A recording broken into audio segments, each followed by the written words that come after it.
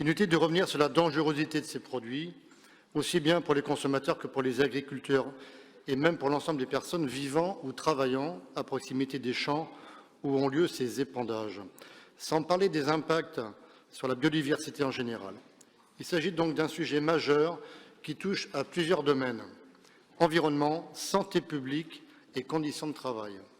Voilà pourquoi il faut des réponses rapides et à tous les niveaux, de la commune à l'État. Malheureusement, le gouvernement continue de plier face aux lobbies et ne semble absolument pas résolu à planifier une sortie des pesticides de synthèse.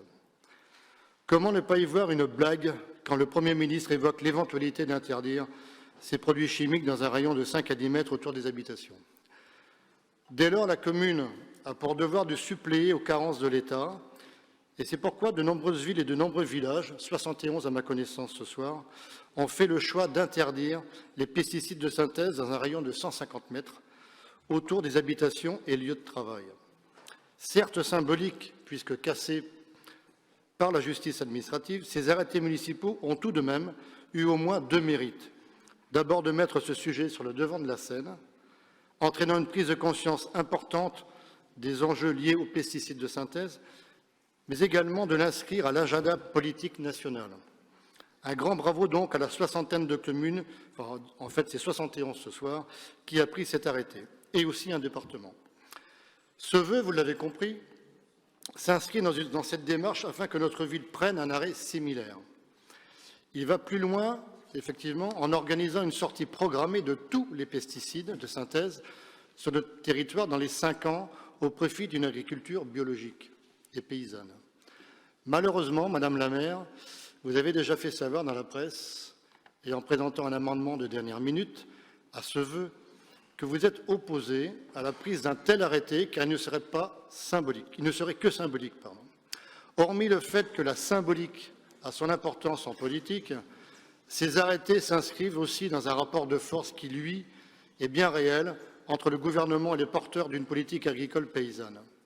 Ne pas jouer cette carte, c'est faire un cadeau au gouvernement, ne vous en déplaise.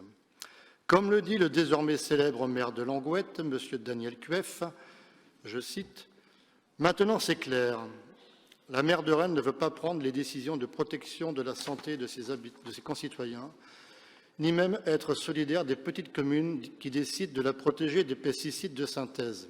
Quel dommage !» Je ferme les guillemets. Eh bien oui, quel dommage d'attendre que le gouvernement agisse, comme vous l'avez récemment écrit, pour sortir les pesticides de synthèse.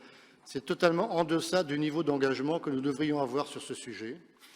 Si Terre de source est un outil utile qu'il faut développer, la maîtrise de nos capacités foncières municipales et métropolitaines, ainsi que le jeu des aides économiques, sont autant d'outils qui doivent permettre d'engager cette nécessaire transition. J'ajouterai une dernière chose. Nos vœux respectifs, votés à l'unanimité du dernier conseil municipal en juin dernier, décrétant l'état d'urgence climatique à Rennes, n'ont toujours pas été concrétisés malgré nos tentatives réelles de travailler en commun cet été et en cette rentrée.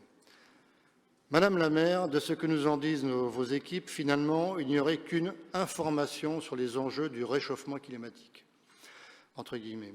Au-delà du fait que cela serait trahir le vote du conseil municipal et donc une attaque à un fonctionnement démocratique de base, comment pouvez-vous faire croire que votre soi-disant conversion à l'écologie apparaisse comme crédible? Point d'interrogation.